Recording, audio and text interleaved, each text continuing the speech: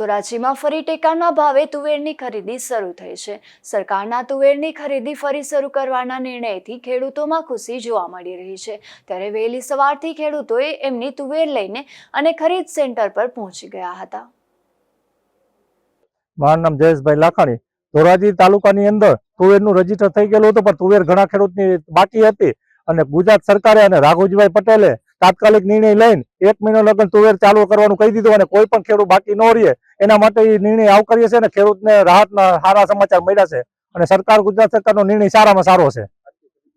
આજથી ખરીદી ચાલુ થઈને 1 મહિનો દિવસ ચાલુ રાખવાની છે। જે ખેડૂતે રજીસ્ટર કરેલું એ તમામ ખેડૂતની તુવેર લેવામાં આવશે। રાજ્ય સરકારે અને રાઘુજીભાઈ પટેલે જાહેરાત કરી દીધી છે।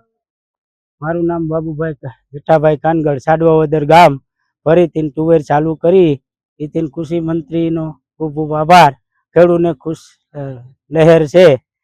આ વખતથી અમે બધા ખુશી છીએ। શું લઈને ક્યાં આવ્યા છો? અમે ધોરાજી યાર્ડમાં આવ્યા, ઓલા ધોરાજી તુવેર વેચવા આવ્યા છીએ। ખરીદી સરકારની કેન્દ્રમાં ટેકાને ભાવે ખરીદી ચાલુ છે। અમે તુવેર લઈને આવ્યા છીએ। મેં પાછું ચાલુ કર્યું એને માટે આભાર। કેવા ખુશ છો સરકારના નિર્ણય? કાંઈ ઘટે નહીં, ખરેખર હારામાં હારું છે।